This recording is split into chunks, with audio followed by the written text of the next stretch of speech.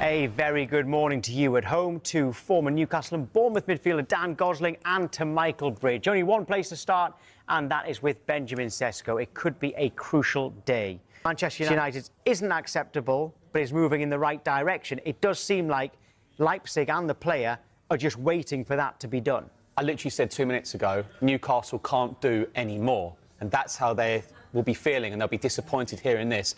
But they, as a football club, will get to a stage, maybe even today, where they have to move on. They don't want to keep going on about players they've missed out on. They can't do any more, and it's clear, reading your latest update, that this player wants to go to Manchester United. Manchester United are now advancing, so it's pushing on a bit with their talks with RB Leipzig over the signing of Sesko. This is just into us, by the way. Manchester United is still slightly lower than Newcastle's, but we're told they're getting there with Manchester United. Sesko's got a great relationship with RB Leipzig. It's understood to be very respectful, this whole discussion between the player and the club at the moment. And he wants to ensure that if he leaves, it is on good terms. Now, as soon as an agreement is reached, we expect Sesko to fly to the UK. So it's quite strange, that one, Michael, isn't it? Because but discussions are understood to be heading in a positive direction, so also crucial. Now, according to Sky in Germany, it is still the case that Newcastle's offer is higher than Manchester United's as of this morning. However, United have moved their base fee closer to £69.6 million plus possible add-ons. That's in talks with Leipzig in the last few hours, according to Sky in Germany. Now, the structure of the offer is still being discussed. So Leipzig haven't yet accepted that current bid. Sky Germany believe it does need further improvement. We understand that his preference is to join Manchester United over rival bidders Newcastle United. Let's go live to Manchester and speak to our reporter, Daniel Kahn. Right, OK, Daniel, just bring us up to speed. And are we right in saying it looks like he wants to go to Old Trafford?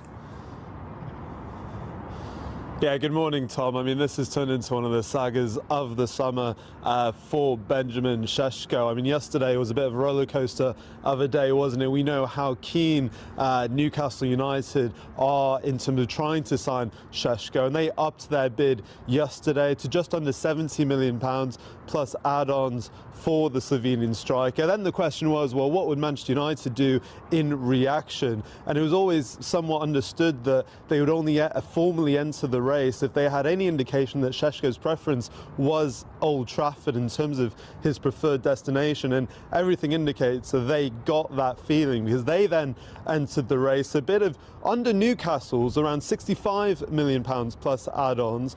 And that is very interesting, because that would indicate again that United are pretty comfortable going in less than what Newcastle have, but trusting that Leipzig, if Old Trafford is his preferred destination, that they will follow what Sesko desires. And as we understand it, as you said, that is Manchester United, and a huge boost for United in that sense if they do sign Sesko, to add another forward to the line, knowing that Ruben Amorim wants to improve their goal record because it was pretty not impressive last season. But we'll have to wait and see. No agreement club to club just yet, but it does seem, as things are trending, that he could be here at Old Trafford. Well, Ruben Amorim has repeatedly said that they need to score more goals. Now, if Sesko signs, how far have they gone in addressing that problem? Yeah, I mean, huge, Tom. If he does sign, United would have signed 3 players in Sesko and Buemo and Mateus Cunha, who scored 48 league goals between them last season. And let's not forget, I talk about their record last season, only 4 teams scored less goals than Manchester United in the Premier League last season. And I spoke to Ruben Amorim on multiple occasions last season, and he spoke about the need of needing to be more clinical in front of goal. And that, you would hope, would be addressed by signing these 3 players to add creativity. And the thing about Sesko as well is he scored 21 goals in all competitions last year, but it was the pure variety of goals he scored, not just, say, in the box, but he's great in the air, he can score with both feet, and he's also a bit of a facilitator in the box as well. So you think him with the likes of Bruno Fernandes and Buemo and Cunha all around, and plus the likes of, with those signings though, and if Sesko signs, you would think United will be a much more potent attack.